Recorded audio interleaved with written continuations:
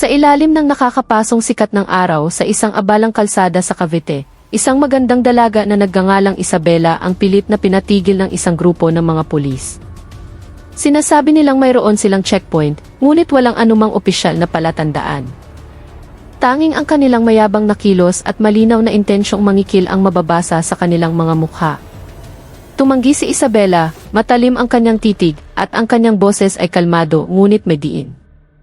Kung gusto ninyo akong tiketan, gawin ninyo sa tamang paraan. Isa sa mga pulis ang umakyat ang dugo sa ulo at sinipa ang kanyang mukha. Ngunit hindi na tinag si Isabela. Hindi siya umiyak at hindi rin umatras. Sandali lamang siyang nanahimik bago nagsimulang kumilos. Isa-isa silang bumagsak ng walang gamit na sandata at walang anumang sigaw. Tanging mga tiyak at kalkuladong galaw mula sa isang katawang halatang sinanay ng husto. Sa halos pautal na boses, nagtanong ang isa sa kanila, "Sino ka?" Isang manipis na ngiti ang gumuhit sa labi ni Isabela. "Ngayong araw, nagkamali kayo ng binangga. Si Isabela ay hindi isang ordinaryong dalaga. Hindi nila alam. Sa araw na iyon, hinarap nila ang isang kapangyarihang higit pa sa unipormeng kanilang ipinagmamalaki. Isang lakas na dumating sa anyo ng isang magandang dalaga na hindi kailanman natakot harapin ang kawalang katarungan. Sa ilalim ng matinding sikat ng araw na tila niluluto ang aspalto ng Aguinaldo Highway, sinimula ni Isabela, o isa-isa kanyang mga malalapit na kaibigan, ang kanyang pang-araw-araw na paglalakbay patungo sa kanyang universidad. Sakay ng kanyang paboritong scooter, mahinahon siyang bumaybay sa gitna ng siksikang trapiko na, kahit paano, ay nananatiling maayos. Ang kanyang mukha ay nakatutok sa daan, kalmado at walang bahid ng pag-aalala. Paminsan-minsan, hinahampas ng mainit na hangin ang kanyang katawan na protektado ng helmet at manipis na jacket. Ang araw na iyon ay tila katulad lamang ng mga nakaraang araw, ordinaryo at walang anumang pahiwatig ng kaguluhang paparating. Hindi niya inaasahan na ang simpleng biyaheng ito ay magiging isang hindi inaasahang pagsubok na susukat sa kanyang katatagan at tapang. Ilang minuto matapos niyang makapasok sa pangunahing daanan, ang payapang paglalakbay ni Isay ay biglang naantala ng isang luma at walang markang patrol car ang humarang sa kanyang harapan. 4 na lalaking nakauniporme ng pulis ang bumaba. Isa sa kanila ang agad na kumaway, sinenyasan siyang huminto. Binagalan ni Isay ang takbo at tumabi sa gilid ng kalsada. Pinatay niya ang makina ng kanyang scooter habang inililibot ang tingin, sinusubukang unawain ang dahilan ng pagpapatigil sa kanya. "May checkpoint kami," sabi ng isa sa mga pulis, na kalaunay makikilalang si Berto, sa isang tonong walang emosyon ngunit nagpapahiwatig ng kapangyarihan. Nakapamaywang ito at ang tingin niya ay hindi pala kaibigan. Magalang na tumango si Isay at sinimulang buksan ang kanyang bag upang hanapin ang mga papeles ng kanyang sasakyan. "Pakitingnan na lang po, sir," sabi niya, iniabot ang asis ng scooter. Tinanggap ni Berto ang mga dokumento ng walang malinaw na ekspresyon. Tiningnan niya ito sandali bago tumingala. "Nasaan ang lisensya mo?" maikling tanong niya. Isang alanganing ngiti ang gumuhit sa labi ni Isay. "Paumanhin po, sir, naiwan ko po sa bahay. Nagmamadali po kasi ako kaninang umaga." Saglit na namayani ang katahimikan. Tinitigan ni Berto si Isay ng isang tinging mahirap basahin na para bang may tinitimbang. Ang mga kasamahan niyang pulis ay hindi man lang naghahanda ng anumang paniket o gamit para sa opisyal na operasyon. Nakatayo lamang sila na parang naghihintay ng hudyat mula kay Berto. Doon nagsimulang tumubo ang butil ng pagdududa sa isipan ni Isay. Mayroon siyang naramdamang kakaiba, hindi ito tulad ng isang ordinaryong checkpoint. At si Berto, sa isang mahinang boses ngunit sapat na para marinig, ay nagsimulang buksan ang isang bagong kabanata sa kanilang pagkikita. Tinitigan ni Berto si Isay saglit bago ngumisi ng bahagya. Ibinalik niya ang ECC sa kamay ni Isay nang walang malinaw na desisyon. "Wala kang lisensya. Pwede kang maabala ng husto kung dadaan pa to sa opisyal na proseso," marahan niyang sabi, na tila nagbibigay ng babala. "Pero kung gusto mo, pwede naman nating aregluhin na lang ito." Tinitigan ni Isay si Berto ng diretso sa mata. "Ano po ang ibig ninyong sabihin?" maingat niyang tanong. "Magbayad ka na lang ng 2,000, tapos na ang usapan," kaswal na sabi ni Berto, na para bang nag-aalok ng isang karaniwang solusyon. Kumunot ang noo ni Isay. Sinubukan niyang panatilihing kalmado at magalang ang kanyang tono. Sa tingin ko po, hindi iyan ang tamang paraan, sir. Kung talagang may kasalanan ako, tiketan niyo na lang po ako ayon sa batas. Handa po akong tanggapin iyon. Napasinghal si Berto at nanliit ang kanyang mga mata. Sigurado ka ba? Kasi kapag tiniketan ka, mas malaki ang multa. Bukod pa dyan ang abala sa proseso. Isipin mo, lisensya lang naman ang naiwan mo, hindi naman sa wala kang lisensya. Hindi na tinag si Isay. Gusto ko pa rin pong dumaan sa tamang proseso, sir. Ang mga salitang iyon ay nagdulot ng mas matinding tensyon sa kanilang paligid. Ang mga kasamahan ni Berto ay nagsimulang magtinginan, walang emosyon, ngunit tila nauunawaan na ang direksyon ng sitwasyon. Napakainit pa rin ang sikat ng araw, ngunit ang hangin sa paligid ni Isay ay tila lalong umiinit. Hindi dahil sa panahon, kundi dahil sa presyon na nagsisimulang maramdaman sa bawat salitang binibitawan. Nanatiling nakatayo ng tuwid si Isay. Kahit na patuloy na tumitindi ang presyon sa kanyang paligid, hindi siya nagpakita ng anumang takot. Tanging katatagan na maayos na nakabalot sa bawat sagot at kilos niya. Nagsimula nang maubos ang pasensya ni Berto. Ang matalim na titig ni Isay, kasama ng sunod-sunod na pagtanggi sa kanyang alok, ay dahan-dahang nagpainit sa ulo ng lalaki. Nagmamalinis ka, ano, pasutsot na sabi ni Berto sa isang mahinang tono, ngunit puno ng pagbabanta. Gusto mong maging ligtas mag-isa, pero ayaw mong sumunod sa patakaran namin. Kalmadong sumagot si Isay, gusto ko lang pong sumunod sa tamang patakaran, sir. Hindi sa patakarang ginagawa lang sa gilid ng kalsada. Agad na nagbago ang mukha ni Berto, nanigas ang kanyang panga. Humakbang siya palapit kay Isay hanggang sa 1 metro na lang ang pagitan nila. Sino ka ba sa akala mo? Bata ka pa, ang dami mo nang alam.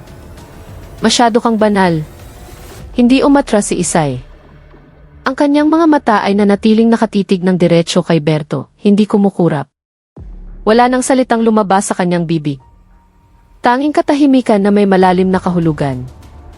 Isang katahimikan na tila isang hamon para kay Berto. Bigla, walang anumang babala, iwinasiwas ni Berto ang kanyang kamay at dumapo ito sa mukha ni Isay. Ang tunog ng sampal ay umalinggaw-ngaw sa gitna ng mainit na tanghali. Ang ibang mga pulis ay nagulat, ngunit walang sinumang gumalaw.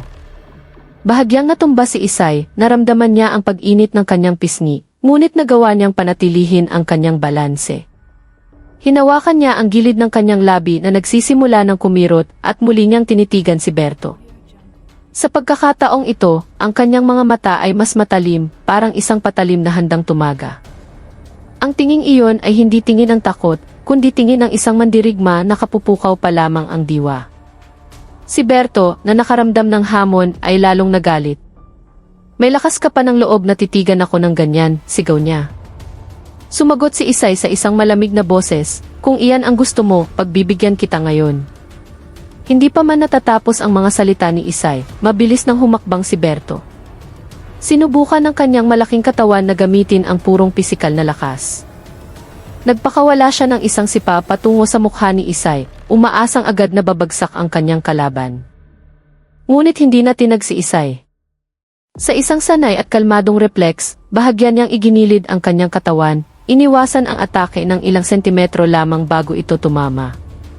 Pagkatapos ay umikot siya, ginamit ang momentum ng atake ni Berto para mapanatili ang kanyang balanse. Akala mo takot ako sa'yo, pasinghal ni Berto habang nagsisimulang humingal. Sumagot si Isay sa isang malamig na boses, hindi ako natatakot sa sinumang nasa mali. Muling sumugod si Berto. Sa pagkakataong ito, itinutok niya ang kanyang kanang kamay patungo sa ulo ni Isay. Muli, mabilis na umiwas si Isay at gumanti ng isang magaang na walis ng paa na nagpadyewang kay Berto. Nagbago ang mukha ni Berto. Nagsimula na niyang mapagtanto na ang kanyang kalaban ay hindi isang ordinaryong babae. Ang ibang mga pulis na nakapaligid ay nakatulala na lamang. Walang sinumang naglakas loob na umawat o makialam. Alam nilang nawala na sa kanilang kontrol ang sitwasyon. Hindi na ito isang simpleng pangingikil, kundi isang pustahan sa danga ni Berto. Matapos ang ilang bigong pag-atake, nagsimulang mawala sa tiempo si Berto. Humihingal siya at tumutulo ang pawis sa kanyang noo. Si Isay sa kabilang banda ay nanatiling kalmado.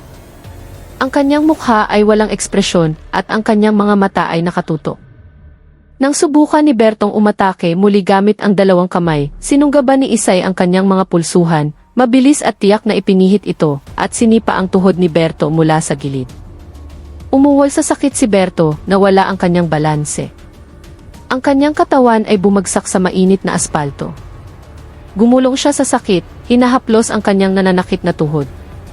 Ang kanyang mga mata ay hindi na puno ng pagbabanta, kundi ng pagkalito at takot. Tumingala siya at tinitigan si Isay na nakatayo pa rin ng tuwid, walang labis na ekspresyon. Sino? Sino ka ba talaga? Pasutsot niyang sabi sa garalgal na boses. Mahina ngunit malinaw na sumagot si Isay, isang taong hinding-hindi matatalo ng isang katulad mo. Sa gitna ng nakakabinging katahimikan matapos bumagsak si Berto at mamaluktot sa sakit sa ibabaw ng mainit na aspalto, nanatiling nakatayo ng tuwid si Isay. Ang kanyang paghinga ay regular at ang kanyang katawan ay hindi mukhang pagod kahit nakatatapos lang niyang harapin ang sunod-sunod na pisikal na atake. Ang kanyang mukha ay kalmado, ngunit ang kanyang mga mata ay matalim at puno ng kahulugan. Ang mga kasamahan ni Berto na nakasaksi sa pangyayari ay nakatingin lamang ang hindi makapaniwala, walang sinumang naglakas loob na humakbang. Dahan-dahang bumangon si Berto, habang hinihimas pa rin ang kanyang masakit na tuhod. Ang kanyang mukha ay puno ng pagkalito at takot na nagsisimula ng pumasok sa kanyang sistema. Sino ka ba talaga? Ulit niya, sa pagkakataong ito ay mas mahina ang boses na tila nagtatanong hindi lang para malaman ang sagot, kundi para maghanap ng dahilan kung bakit siya natalo. Tinitigan siya ni Isay sandali bago sumagot, nagkamali ka ng piniling kalaban ngayong araw. Naggangalit ang mga ngipin ni Berto. Ang hiya ay humalo sa galit. Ngunit ang kanyang kutob ay malinaw nang nagsasabi na wala siyang pagkakataong manalo. Umatras siya ng isang hakbang at suminghal ng malakas. Sino ka nga sabi? Isang manipis na ngiti ang gumuhit sa labi ni Isay. Isa akong atleta ng Arnis. At isa rin akong tao na hinding-hindi matatakot sa peking kapangyarihan na tulad ng sa inyo. Ang mga salitang iyon ay nagpalamig sa kapaligiran. Nagtinginan ang ilang mga pulis. Ang kanilang mga mukha ay nagsimula ng magpakita ng pagkabalisa. Alam nilang ang sitwasyong ito ay maaaring bumaliktad at hilahin silang lahat sa isang malaking problema. Pagkatapos ay kinuha ni Isay ang kanyang cellphone mula sa bag sa isang mabagal ngunit tiwalang kilos. Binuksan niya ang kanyang mga kontak at pinindot ang pangalang nakasulat bilang Kipapa. Matapos tumunog ng 2 beses, isang boses ng isang nasa edad na lalaki ang sumagot sa kabilang linya. Anak, bakit ka napatawag? Lumingon si Isay kay Berto, itinaas ang kanyang telepono at inactivate ang loudspeaker. May gustong kumausap sa'yo, sabi niya ng walang emosyon at inilapit ang telepono kay Berto. Agad na nagbago ang mukha ni Berto. Napalunok siya. Ang kanyang hinala ay nagsimulang tumutok sa isang bagay na lubhang hindi ka nais-nais.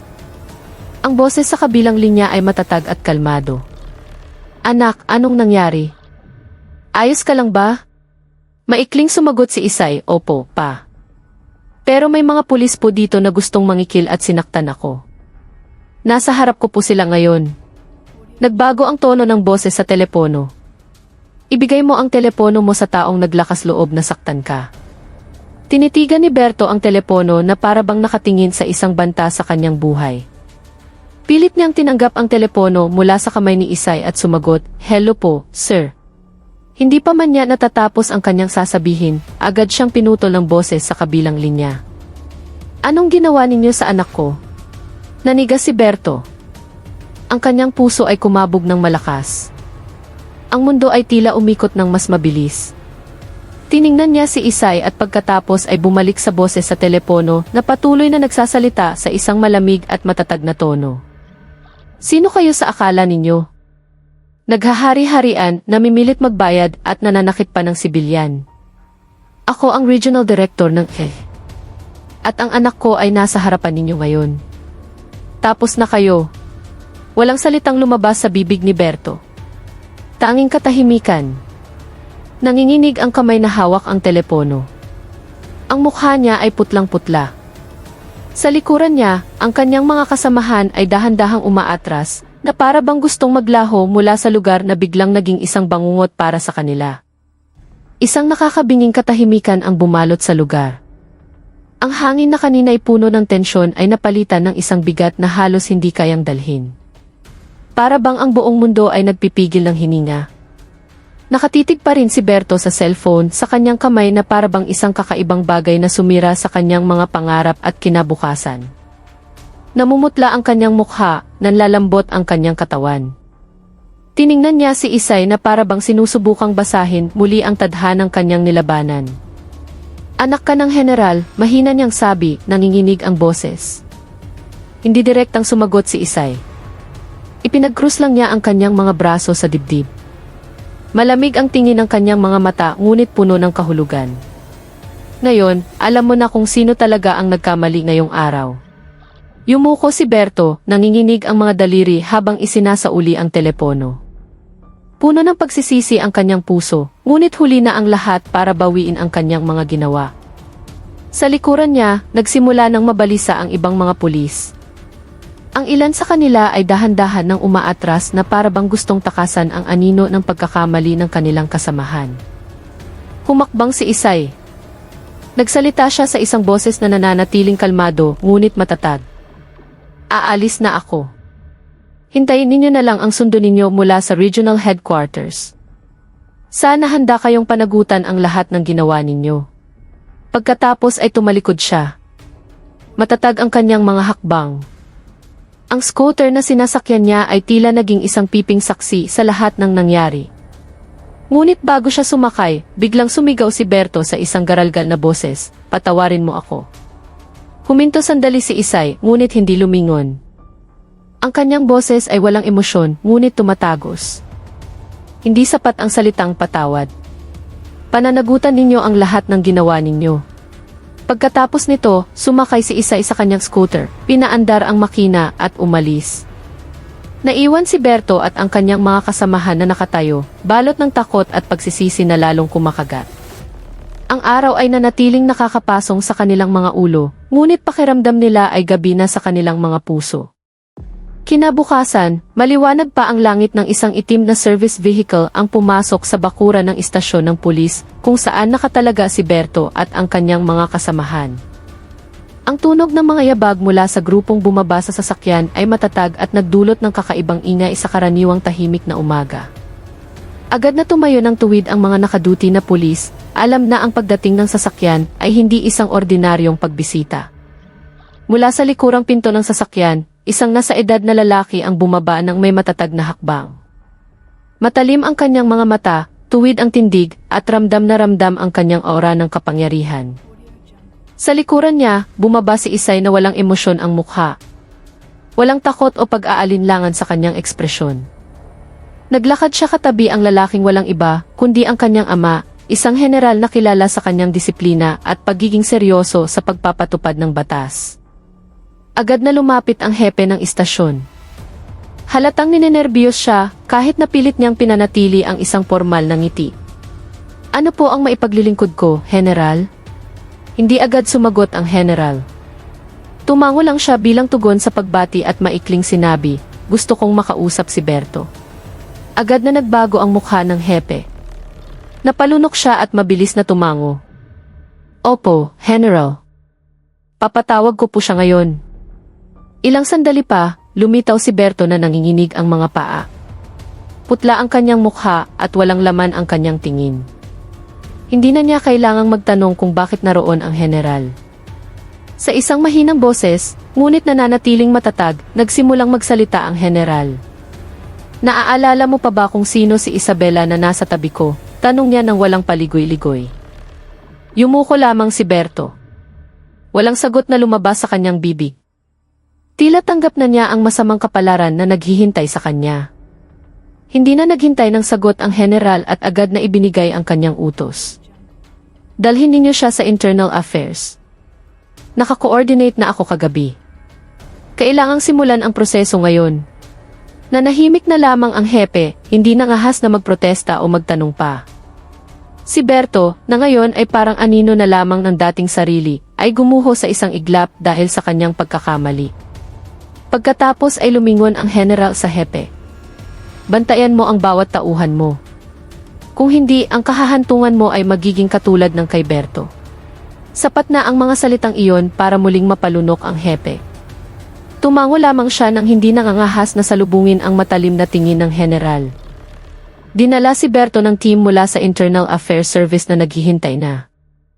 Mabagal ang kanyang mga hakbang na parang may pasan na mabigat na krus.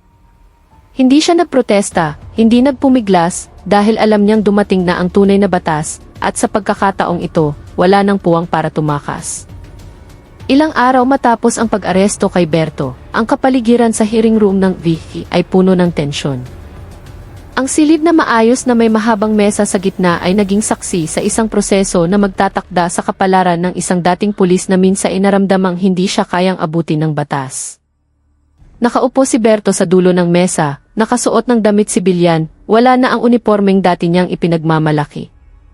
Malungkot ang kanyang mukha, mas payat kaysa dati.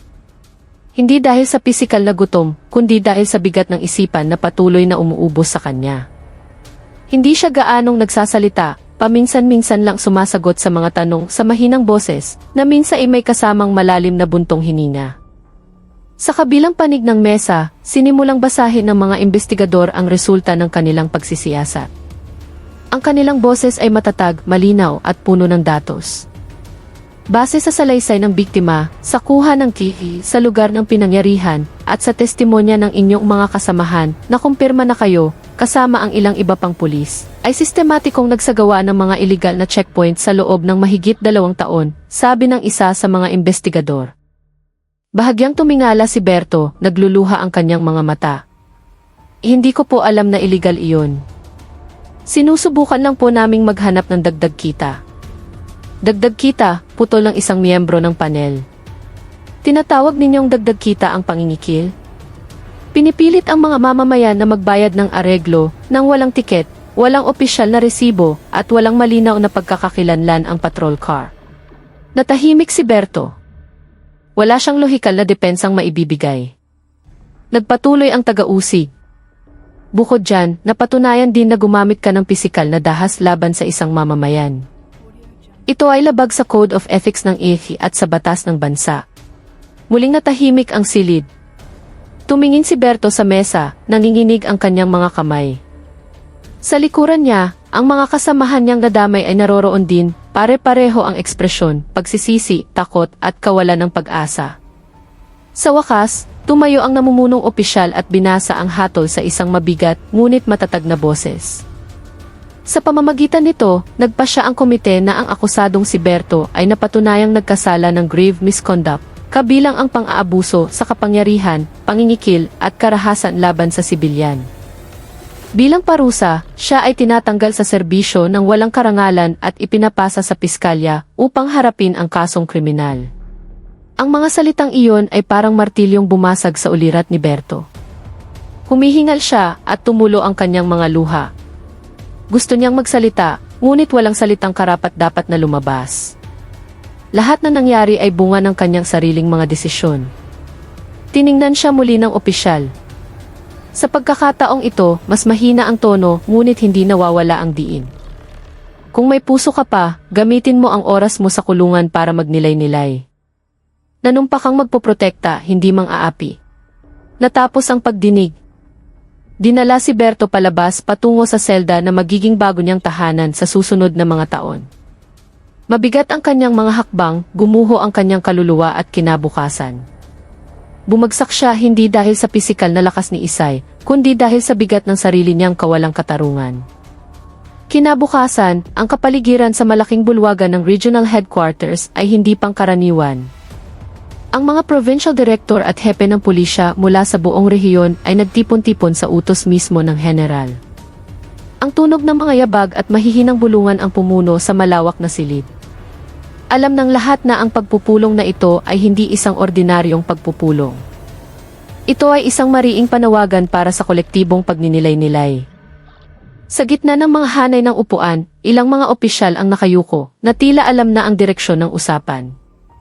Sa unahang hanay, ang hepe kung saan nakatalaga si Berto ay nakaupo ng may tensyon sa mukha. Nararamdaman pa rin niya ang alinggaw ng mga salita ng general mula sa hindi inaasahang pagbisita nito. Bantayan mo ang bawat tauhan mo. Kung hindi, ang kahahantungan mo ay magiging katulad ng kay Berto. Eksaktong 9:00 ng umaga, pumasok ang general sa bulwagan, kasama si Isay na nanatili sa kanyang tabi bilang suporta, ngunit ayaw maging sentro ng atensyon. Isang biglaang palakpakan ang umalinggaw, ngunit sininyasan lamang ng general ang lahat na manahimik.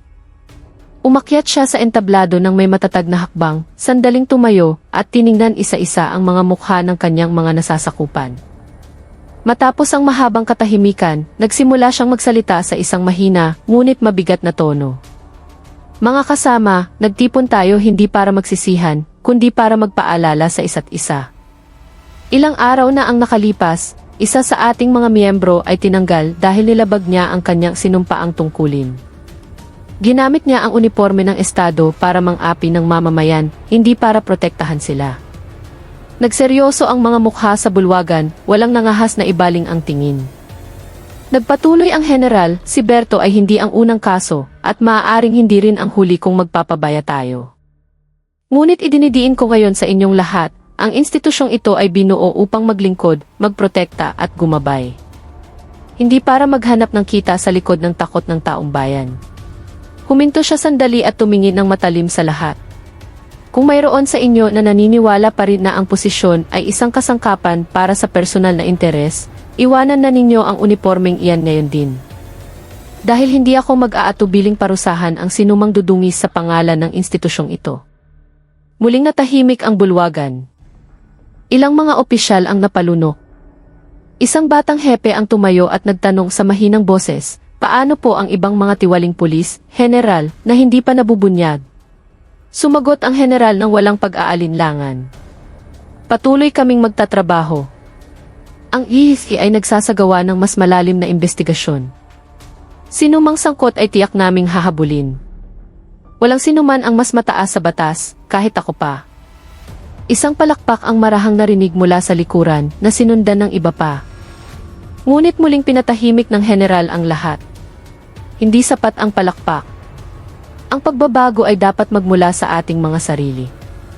Mula sa ating kilos, mula sa ating pakikitungo sa kapwa. Huwag nating hayaang matakot ang taong bayan sa pulis. Maging pulis tayo na nagbibigay ng pakiramdam ng seguridad sa kanila. Si Isay, na tahimik lamang sa sulok ng entablado, ay dahan-dahang humakbang. Tumayo siya sa tabi ng kanyang ama at nagsalita sa isang kalmado, ngunit malinaw na boses, sana, mula sa pangyayaring ito, wala ng taong tulad ko na kailangang labanan ang kawalang katarungan sa gilid ng kalsada. Salamat po. Tumayo ang lahat at nagbigay ng isang mas mainit na palakpakan. Ilang araw matapos ang malaking pulong na yumanig sa buong kapulisan ng rehiyon, nagsimulang maramdaman ang pagbabago. Ang mga iligal na checkpoint na dating kinatatakutan ng mga motorista ay biglang naglaho. Wala nang mga walang markang patrol car na humihinto sa gilid ng daan para mangikil ng pera. Nagsimulang maglakas loob ang mga mamamayan na magmaneho ng walang takot sa mga abusadong inspeksyon. Kung mayroon mang paglabag sa trapiko, ang pagpapatupad ay ginagawa ng opisyal, may tiket, resibo at malinaw na pamamaraan. Sa isang karenderya malapit sa sentro ng lungsod, isang tricycle driver na nagngangalang Mang Tonyo ang masayang nakikipagkwentuhan sa kanyang mga kaibigan habang humihigop ng kape. Naaalala pa niya kung paano siya muntik ng makotongan dahil lang nakalimutan niya ang kanyang lisensya. Iba na talaga ngayon, sabi niya nang nakangiti. Dati, kapag may checkpoint, kabado ka na agad. Takot kang hinga ng pangkape. Ngayon, kampante na. Kung may tiket, di tiket. Ang pera, sa gobyerno na pupunta, hindi sa bulsa ng kung sino. Tama ka dyan, sabat ng isa niyang kasama. Nahuli ako kahapon sa may traffic light, binigyan ako agad ng opisyal na tiket. Wala nang turo-turo sa mga papeles tapos hihingi ng pera. Malinis na talaga. Isang batang ina na nagngangalang Rina na dumaan sa harap ng karenderya ay narinig ang kanilang usapan. Binati niya sila ng isang malapad na ngiti. Opo, ramdam na ramdam ko rin po. Dati, ang asawa ko, nag-iisip pa kung magmumotor papasok sa trabaho. Takot sa mga illegal na checkpoint. Ngayon, sabi niya mas ligtas na sa daan. Ang mga pulis naging magalang pa. Ang mga salitang iyon ay nagdulot ng isang magaang na tawanan, ngunit puno ng kahulugan. Ang kapaligiran sa karenderya ay sumasalamin sa pangkalahatang damdamin ng komunidad. Gumaan ang loob, nasiyahan, at nagsimulang manumbalik ang tiwala sa institusyong dapat na nagpoprotekta sa kanila. Ngunit hindi lang sa mga ordinaryong mamamayan, naramdaman din ang pagbabago sa hanay mismo ng kapulisan. Sa pahingahan ng isang istasyon, isang batang pulis na nagngangalang Harry ang nakikipag-usap sa kanyang mga kasamahan. Dapat tayong magpasalamat, tol. Ngayon, hindi na tayo nakakaramdam ng bigat kapag nakikita nating nagloloko ang mga senior natin, sabi ni Harry. Naman, sagot ng kanyang kasama. Dati kasi, dilema rin sa atin. Utusan ka, pero labag sa loob mo. Kung hindi ka susunod, baka maitsapwera ka. Tumango si Harry. Ngayon, malinaw na lahat. Transparent ang mga patakaran. Makakapag-focus na tayo sa tunay nating trabaho.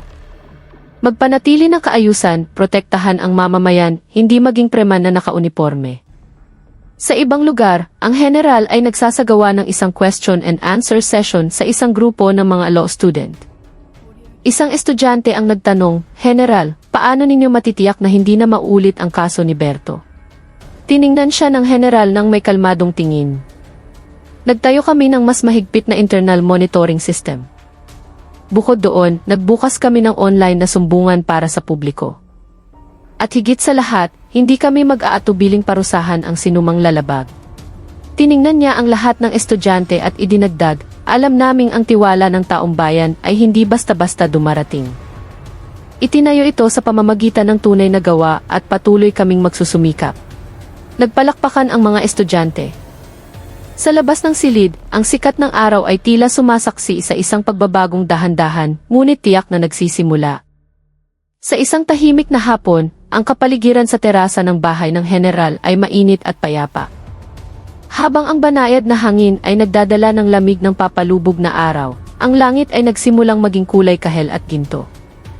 Doon, nakaupo si Isay kasama ang kanyang ama, humihigop ng mainit na tsaa. Pareho silang sandaling nanahimik, ninanamnam ang katahimikang bihirang maranasan.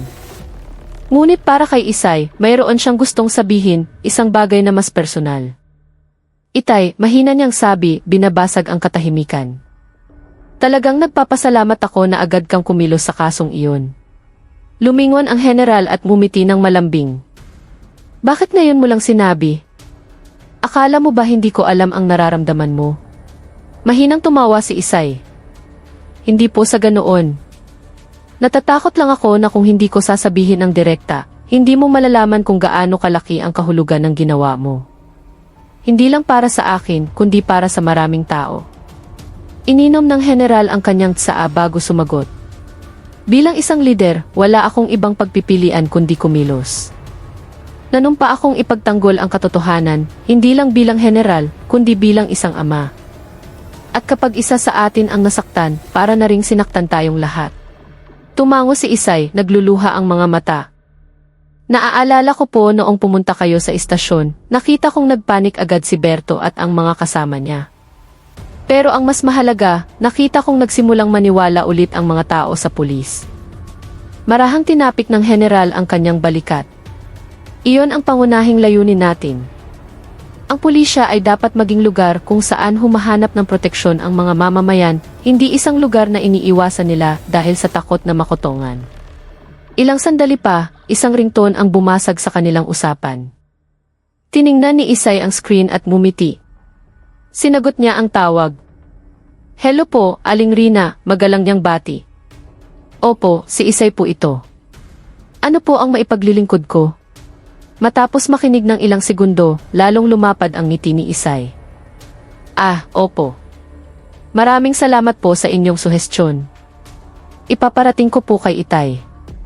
Sisiguraduhin po naming magkakaroon ng karagdagang sosyalisasyon sa lugar natin para mas maintindihan ng mga residente ang kanilang mga karapatan. Matapos isara ang tawag, kinausap ni Isay ang kanyang ama. Galing po kay Aling Rina, kapitbahay natin.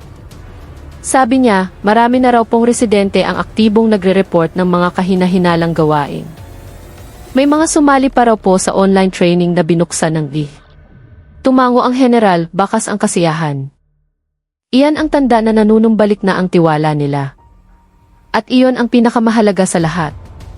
Muli nilang ninamnam ang dapit hapon sa isang komportableng katahimikan. Sa labas, nagsimula nang magsindi ang mga ilaw sa kalsada, tinataboy ang dilim na dahan-dahang dumarating. Tulad ng liwanag na iyon, ang pag-asa ay nagsimula na ring bumalik sa anyo ng maliliit na pagbabago na patuloy na kumakalat mula sa puso sa puso.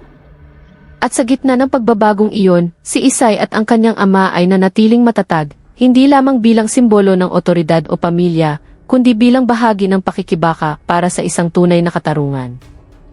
Ilang buwan na ang lumipas mula nang yumanig ang insidente sa hanay ng kapulisan. Ang pagbabago ay hindi lamang naramdaman sa loob ng institusyon, kundi pati na rin sa mas malawak na komunidad. Nagsimulang manumbalik ang tiwala ng mamamayan sa mga otoridad, at ang mga pulis naman ay lalong namulat na ang kanilang posisyon ay hindi isang kasangkapan para sa pansariling kapakinabangan. Sa isang malaking bulwagan sa headquarters ng pulisya, isang seremonya ng pagkilala ang idinaraos. Ito ay bahagi ng programa ng reforma na pinasimulan ng general matapos ang kaso ni Berto. Ilang mga batang pulis na may mataas na dedikasyon, transparent sa kanilang mga gawain, at aktibong nagpapanatili ng magandang relasyon sa komunidad ang binigyan ng parangal bilang pagkilala at halimbawa sa kanilang mga kasamahan. Naroon si Isay bilang isang panauhing tagapagsalita, nagbibigay ng testimonya tungkol sa kahalagahan ng maayos na ugnayan sa pagitan ng mamamayan at ng mga tagapagpatupad ng batas. Naniniwala kami, sabi ni Isay mula sa entablado, na ang pagbabago ay hindi nagmumula sa iisang tao lamang. Nagsisimula ito sa tapang ng isang tao na labanan ang kawalang katarungan at ipinagpapatuloy ng sama-samang determinasyon na panatilihin ito.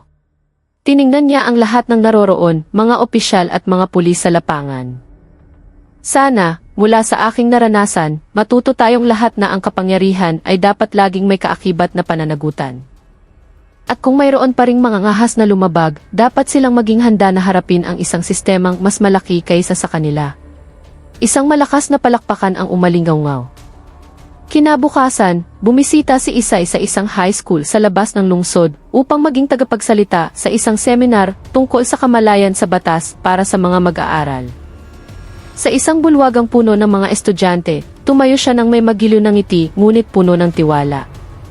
Mga bata, ngayon, gusto kong pag-usapan ang dalawang mahalagang bagay, karapatan at katapangan, sabi niya sa isang kalmado ngunit malakas na boses. Isang estudyante ang nagtaas ng kamay.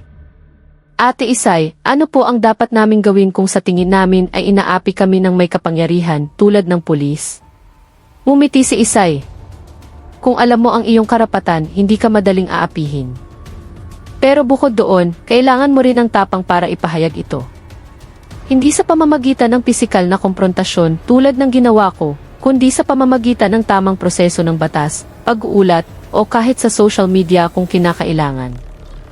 Ang mahalaga, huwag matakot dahil ang takot ay nagpapatuloy lamang sa pang-aapi. Ilang linggo pagkatapos nito, naglabas ang lokal na pamahalaan ng isang bagong polisiya, isang interactive na online application kung saan madaling makakapag-report ang mga mamamayan ng anumang katiwalian o pang-aabuso ng mga opisyal. Ang programang ito ay isa sa mga itinulak ng mga suhestyon mula sa komunidad matapos ang insidente ni Berto. Samantala, sa gitna ng patuloy na pagbabago, magkasamang nakaupo si Isay at ang kanyang ama sa isang payapang hapon. Itay, sabi ni Isay habang humihigop ng tsaa, minsan, naaalala ko pa rin ang araw na iyon. Noong mag-isa akong nakatayo laban sa kanila. Lumingon ang general at ngumiti. Pero hindi ka naman talaga nag-iisa, anak. May pamilya ka, may mga taong sumusuporta sa iyo, at may isang sistema na sa huli ay pumanig sa iyo. Umiti rin si Isay. Sana lang po, mula sa pangyayaring iyon, wala nang ibang taong kailangang dumaan sa parehong sitwasyon. Sandali silang nanahimik, pinapanood ang dapit hapon. Ang langit ay naging kulay lila at ginto, na tila nagbibigay ng basbas sa kanilang mga pagsisikap. Isang maliit na pagsisikap na nagpasimula ng isang malaking alon ng pagbabago. At doon, ang katarungan ay tunay na nagsimula, hindi mula sa banta, hindi mula sa karahasan, kundi mula sa tapang ng isang tao.